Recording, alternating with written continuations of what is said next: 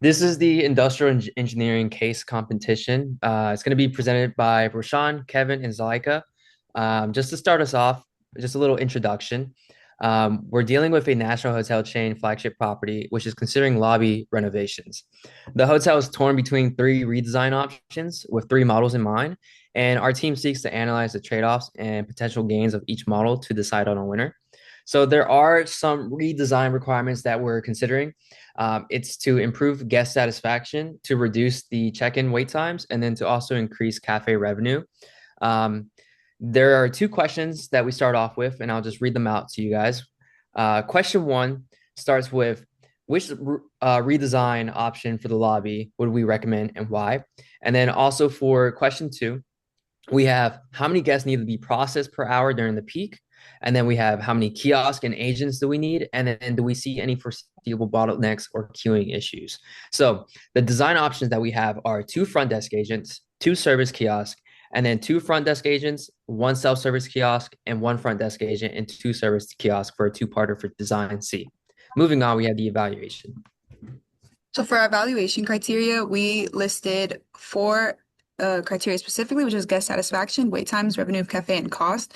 We decided these criteria based off of Disney's mission statement, which was the mission of the Walt Disney Company is to entertain, inform, and inspire people around the globe through the power of unparalleled storytelling, reflecting the iconic brands, creative minds, and innovative technologies that make ours the world's premier entertainment company.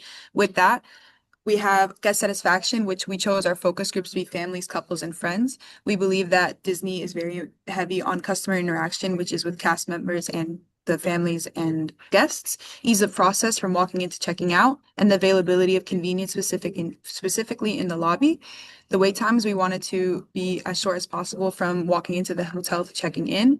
The revenue of the cafe we decided would increase if more people were to wait to check in, meaning they haven't checked in yet, and the costs would be period costs, which is staffing, including salary, overhead costs, which would be to install the self-service kiosk, maintenance costs, which is to keep the self-service kiosks up and running, and opportunity costs, which would be what would happen, how much money we would lose based off of self-service kiosks going down or self agents calling out.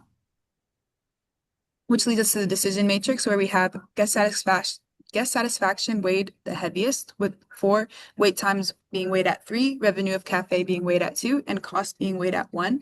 We were rating each design from a scale of 1 to 5, 1 being it would satisfy the criteria the least, 5 being it satisfying it the most. And as you can see in the decision matrix, decision C wins best design overall. So I'll be breaking into the given data to analyze throughput and check-in times. The data given to us for the number of rooms, average occupancy, out of which how many guests are checking in during peak window, 3 to 6 p.m., and what the average party looks like, 1.5 guests. From this, we found out that there are 255 rooms occupied in any given day, 382 guests on average occupying these rooms, out of which 326 guests check in at peak. This is a lot of information to consider, so we broke it down into this diagram over here. This is for design A, 2 desk agents where out of the total guests coming in, out of the total guests who are expected at peak hours, the 2 agents can only staff and check in 138 of them, leaving a proportionally high number waiting during this period. For the 2 self-service kiosks, they fare a little bit better, with out of all of the guests coming in at peak, 270 are checked in, leaving only 56 out. Our chosen design with 2 agents and 1 kiosk can staff a little more than that at check-in, leaving only 53 people waiting at peak time. The other option we considered would have, in theory, checked in everyone during peak period, leaving only the guests coming in outside of peak time. Over here is a quick demo that showcases the satisfaction rates behind each self-service kiosk and agent combination. Back to the presentation. Why design C, 2 agents, 1 kiosk? Well, based off again the Disney's mission statement, we thought the primary requirements for the hotel would be guest satisfaction, reduced wait times, and increased cafe revenue, which this design did the best in, as found by the data shown earlier. And we thought the hybrid models would have the lowest wait times, while 2 agents and 1 kiosk would allow personal customer service, which is that Disney magic, also more guest satisfaction. And then also it would have some guests left out from check-in so that they can go and buy stuff from the cafe so they can be happy.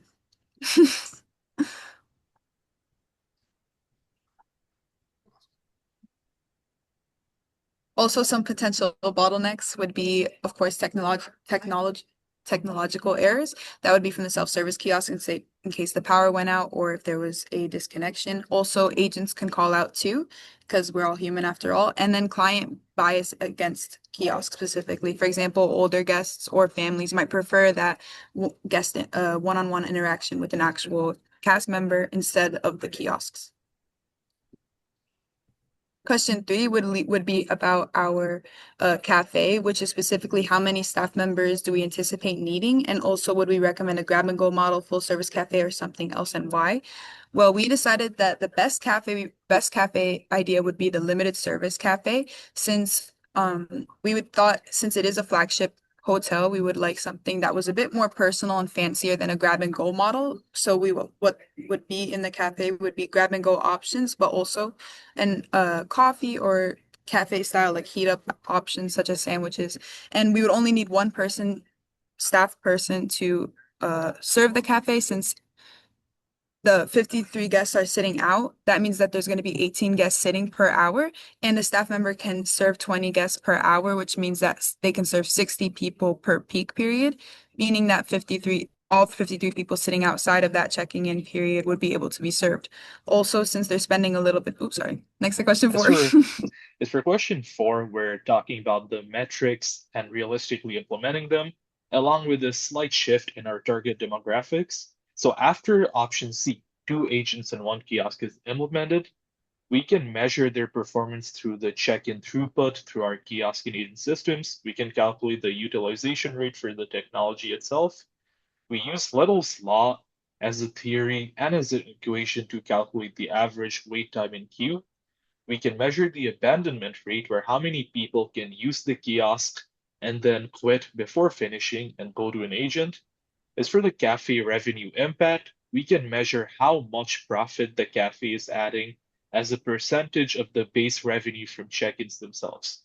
The guest experience is analyzed and recorded through more qualitative means than quantitative, with a net promoter score, complaint tracking, and a post-check-in survey.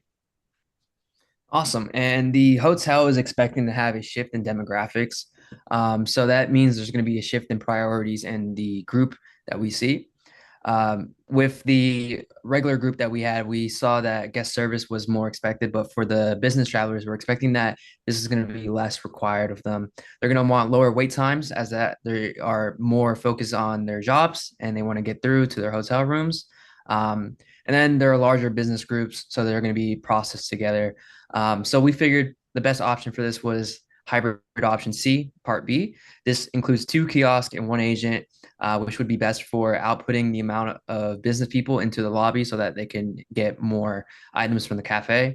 And also just because their time is very important and they're not expecting to speak with guest service as long, they want to get through the lobby quickly. That brings us to the end of our presentation. Thank you for staying here and listening. And these are the image references we have used throughout this slide. I hope you have a great evening or afternoon, and that concludes our case study. Awesome. Thank you.